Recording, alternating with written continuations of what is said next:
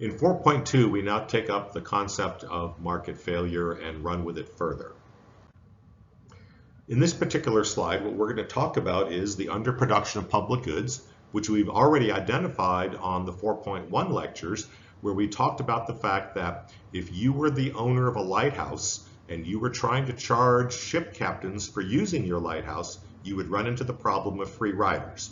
Once you turn the light on for one ship captain who did pay, then all the non-paying ones get to see it just as easily as the one who did pay. So all of a sudden, everyone loses the incentive to be a payer. They all just wait around hoping someone else will pay. And since no one else does, then you end up having a huge reduction in apparent demand. Remember, demand is what? What people are willing to pay because they benefit from whatever it is. But here, the benefit of having a lighthouse is not visible to the seller because they can't see the amount of money people are willing to pay because people refuse to make an offer because they're all hoping to be free riders. So it tends to have a situation where the market mechanism underproduces the public good. So let's take a look at our last point on this issue dealing with our bullet points. What's the government's role at this point? The government steps in and becomes a buyer. In other words, they could subsidize the lighthouse by the government instead of having the ship captains pay directly for the lighthouse, since we know they're going to try to be free riders. Instead, the government steps in and says, we'll pay for the lighthouse, and then we'll do it through taxation. Because you cannot be a free rider on taxation. Taxation is not a voluntary mechanism, right? So we're going to force you to pay the taxes. And so the government can now potentially set up the correct number of lighthouses. Let's take a look at our last thing on here is our graphic by taking a look at how we're setting this up so you know how to interpret the graphs properly. On the vertical axis, we have private goods. That would be every other good other than the lighthouse. And on the x-axis, we're going to have the public goods, which in this particular case, we're going to use one example, lighthouses. So our production possibilities frontier shows us all the possible combinations of private goods and lighthouses that we could come up with. So if you are at point B, you're heavily into private goods, which is high on the vertical, but not very far down the public goods line, right? So this is where the market would end up. Now, clearly, this is not the right amount of lighthouses. We need way more of them. We need to be way out here. And again, we're assuming that we know these things, that the government could possibly know these things, but let's assume it just so we can have something to talk about. So in this particular example, the government should tax people, provide more lighthouses, but since they've taxed people, what happens to the ability of people to buy private goods? That goes down. But we know that was going to happen. We always know when you move from one point on a production possibilities frontier to another point on the production possibilities frontier, the gain of one item, in this case, we're gaining lighthouses or public goods, you must cut back somewhere else. And that's, of course, required. But that's what also makes this so difficult. Knowing as a government official whether your increase in the public goods more than justifies the reduction in private goods that are going to be forced by the fact of taxation, that is a very difficult question, isn't it? But we're assuming in this example that, in fact, the government officials do know what the correct answer is, and they're moving from an underproduction based on the market system, the underproduction of public goods, and pushing the market system to move toward more public goods. Another issue of market failure is externalities, which we mentioned in a previous slide. Now let's actually talk about them. So an externality will be our second justification for government intervention into a market system. So first issue here is there are external costs borne by a third party when two parties make a transaction. So what do we mean by two parties making a transaction? That would be the buyer and the seller. Classic example here would be, let's burn gasoline, since I've brought that example up, the difference between electric cars and gasoline cars. Now, gasoline cars have some very major benefits. They get you to where you need to go, and when you run out of gas, it's super quick and easy to replenish the energy in your car so you can still drive a considerable amount of distance. So driving to Disney, it turned out I needed to stop and get gas once midway down. Once I finally got to Orlando, I filled up again, drove back midway, filled up one more time, got back to Atlanta. Easy peasy. I didn't spend more than a half hour total in gas stations handling this problem.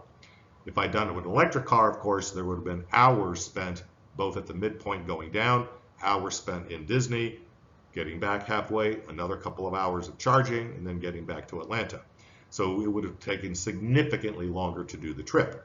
So my point is, people want gasoline for a reason. It's not like they're saying to themselves, oh, wouldn't it be great to go out and cause pollution? No, they're talking about, wouldn't it be great to be able to get to Disney World without spending hours sitting in a parking lot waiting, letting our car get charged.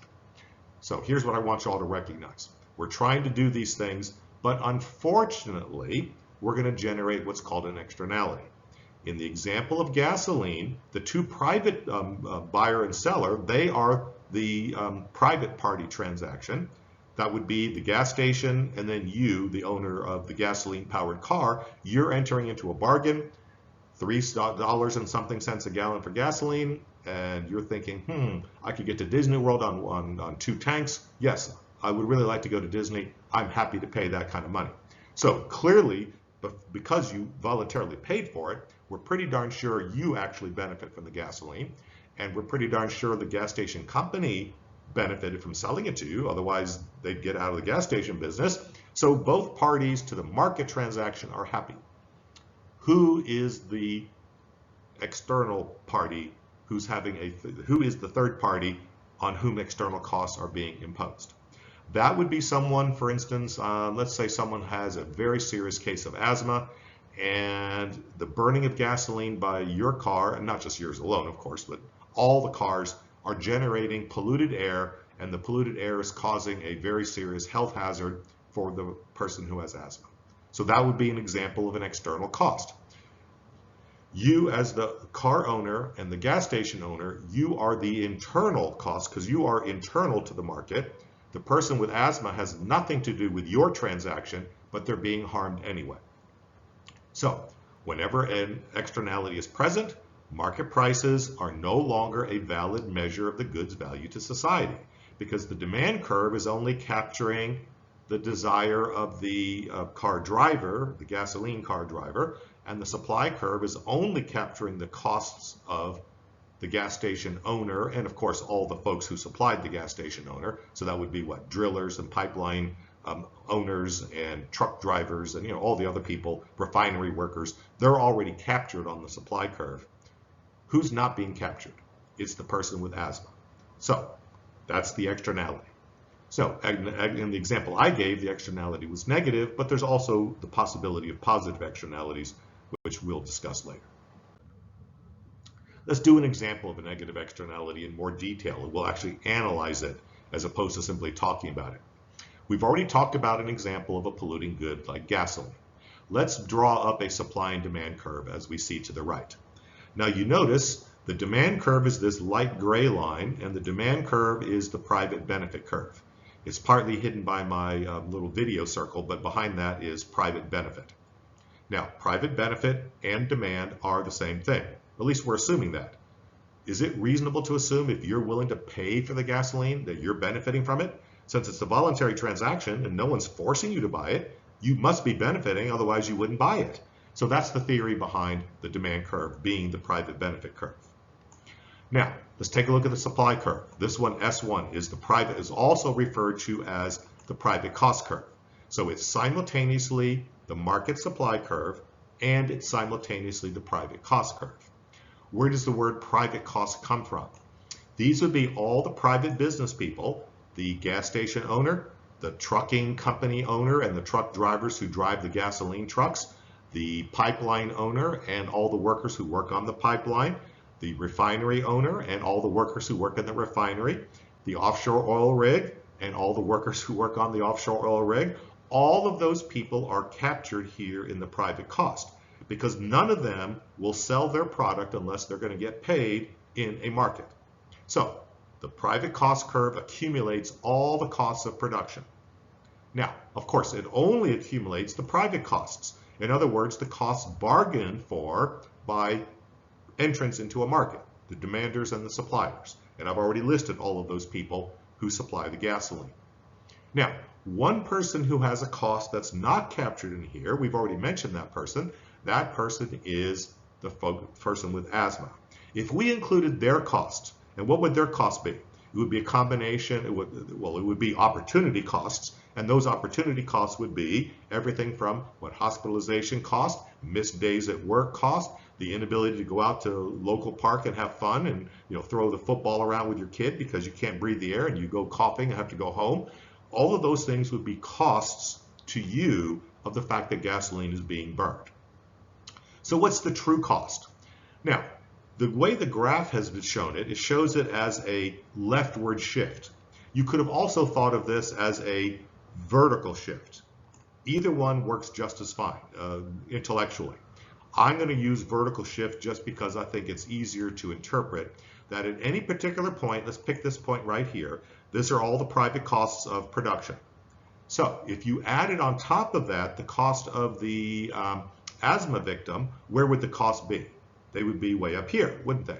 So if we picked this point and then added the costs of the asthma victim, it would be way up here. So at every single point that's on this particular curve, and of course there are literally thousands of them, at every one of those points, if you added in the cost to the asthma victim, you would end up creating a whole new line. So this supply curve, which is actually not a supply curve, it's the social cost curve. We have to come up with a new name because remember, the supply curve tells us what would private business people willingly produce if you paid them a certain dollar amount. That's not what's happening here for the asthma victim, right? They are outside of the bargaining mechanism. But conceptually, if we took a concept called social cost, which we are going to define as you take the private cost of production plus add onto it the external cost, you now reach the social cost. So the social cost would be the cost to the entire society of producing gasoline. Now, let's take a look at these curves.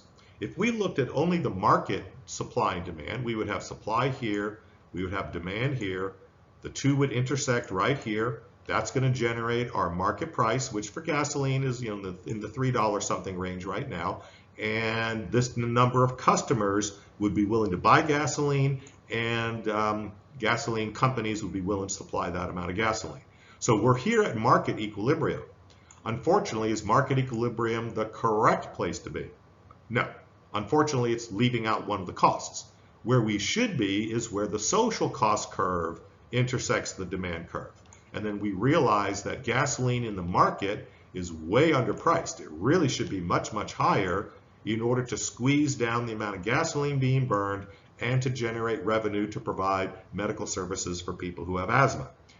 Then we could say, if we were at this point, we would say, yes, now we've balanced all the costs of producing gasoline and burning it, and all the benefits of having gasoline to burn is now properly captured because now we've got everybody who's affected by the cost of gasoline. Okay?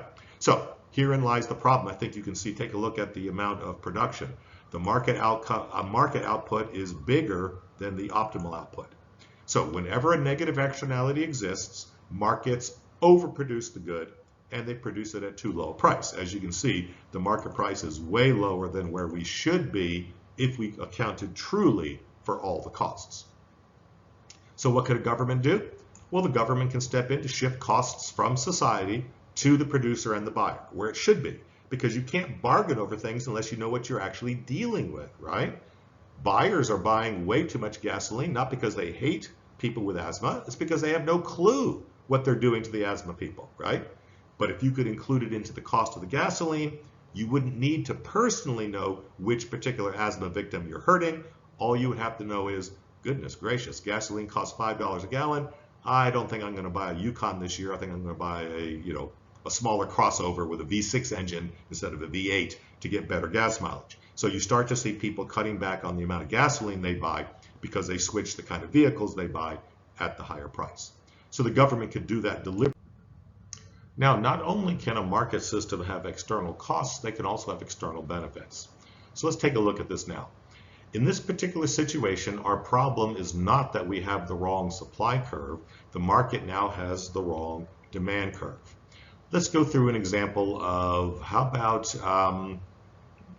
we're going to do injections in order to prevent future outbreaks of COVID. Okay, so this is the demand curve, which is referred to as the private demand curve or the market demand. The market demand measures all those willing and able to pay for the shot themselves. And of course, the supply curve will be the cost of producing the shot. We know that the costs go up, the demand, because of diminishing marginal benefit, demand goes down. At some point, the two are exactly equal, and here's the market production, or rather the market price, and Q1 is the market output. So far, this is the market system, which we say usually balances supply and demand perfectly, unless there's some kind of externality. Let's take a look at the externality in this case. The externality is generated from the fact that there is a social benefit which is different from the market demand. Remember, market demand only measures the benefit of those willing to pay. But let's think about people who benefit other than the folks paying. Let's just assume that we were in a face-to-face class. You all are much younger than I am, and most likely you could get by without getting one of the vaccines. Given your age, if you got COVID, most of the time at your age, you're going to go through it. It'll be just like the flu, and no big deal. Very few young people have serious medical complications from COVID. But as you get older, to someone my age, I'm 66 now, I fall into the category of people who could potentially be harmed pretty badly by COVID. At least statistically, we've seen that to be true. So now we start to recognize that if you personally get a shot, you benefit from it, which is why there was a market demand to begin with, why you would buy it. But there's also an external benefit, which is in addition to the benefit you get. So on this particular line, we're going to see this particular dot right here, which is on the market demand curve. If you added the benefit that I get because you got the shot, your ability to transmit it to me goes down. Therefore, I benefit whether I get the shot or not. My benefit is now up on this demand curve, or rather this benefit curve. It's not a demand curve. I didn't offer any money to get the shot. We're not Pfizer and Moderna. They're not seeing the demand from me because I'm not paying for it. But I clearly benefit from the fact that you got the shot. So now we start to recognize that when you as an individual in a market buy things, some kinds of things give external benefits. Let's do an example though of one where there is no external benefit, just so you can see the difference. Remember that Coca-Cola that I was suggesting that you might buy out of the machine or take out of the cooler at a picnic? Let's assume you do it at a vending machine. So you put money in, that makes Coca-Cola happy. You get the Coke, that makes you happy. You drink all of it. What benefit do I get from the fact that you drank a Coke? I presume you all realize I get no benefit from that at all, right? So there is no external benefit to Coca-Cola drinking or eating meals or buying a house or any of those other things. You, the buyer, you get the benefit. The seller gets a benefit from having done business with you, but no third party that's not part of the transaction, they don't get anything out of it. So most things have no external benefit, and most things have no external costs either. But where they do, that's what we're trying to analyze. So in this example, the true benefit or the social benefit would be not only the benefit you get from buying the shot from Moderna or Pfizer, but also the benefit I get for the fact that you're less infectious. So if the demand curve is supposed to measure benefit and the market stops here at only producing this many shots because that's all that you guys have done, and misses out on the fact that there's a whole lot of other people benefiting, then we're underproducing the shots. As you can see, we really should be way out here, correct? And instead, we're stopping way back here. So whenever there's an external benefit, the market underproduces the good. Unlike gasoline, where we were overproducing the good because people didn't realize how much harm they were doing, here we're underproducing the good because the market doesn't realize how much more benefit there is from the production. So the government can step in, and just like it did with the lighthouses, just like it did with pollution control and trying to subsidize electric cars, the government can step in and either subsidize production, or they can be the buyer and step in and tell Pfizer, if you produce The Q2 level, you don't have to worry about whether the private market will buy it or not. We will step in. We, the government, will tax people, and we will step in and we will buy it.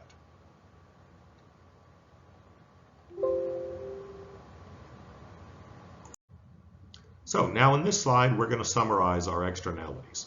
Externalities can be positive. We call them positive externalities, and we just went through an example where society's benefit is greater than the market benefit. Therefore, the market's underproducing the good because it does not see enough demand, because they're only seeing the market participants' demand. They don't see the benefit of other third parties. So the government can subsidize to shift the demand to the right, to increase the demand above where the market is demanding. The negative externality is the exact opposite. Here, society's costs are greater than the market cost, and therefore the market is overproducing the good. And we use polluting gasoline as our example. We burn too much gasoline because as each individual one of us decides to buy a car and drive it, we aren't thinking about the harm we're doing to others. So the government can legitimately step in to restrict production by either shifting the supply curve to the left or doing something else along that same line. And we could do that through taxation, we could do it through penalties, we could do it by requiring that every car have a catalytic converter. There's a whole bunch of different things the government can do to restrict the amount of pollution coming out of the cars. Now, for a third type of market failure, we have something called market power. Market power is our third justification. Now, what does it mean? It means the ability of a firm to manipulate the price of a good in the market. In particular, manipulate it in what direction? Upward. No one seems to be concerned about firms lowering their prices. The real issue is, are firms in a position, because they have some kind of monopoly, are they able to raise the price above the market price, or above the competitive market price, if you will? So if a firm is in a position to restrict supply in order to drive up the price to maximize their profits, then of course they're not producing society's desired mix of output. Because remember, if you push up the price, what happens to the number of items that customers buy? They buy less. So firms can control their price, but they can't control how many you buy. So the reality is that the firm will be producing fewer items at a much higher price, so they're underproducing relative to what the market really would like to have if people were paying what it truly costs to produce rather than your monopoly price. So what can the government do? The government's role here is to restrict market power by promoting more competition, and there's a bunch of different ways that can take place. We won't go into detail at this point. We're just simply going through the examples of where a market system can run into a serious problem.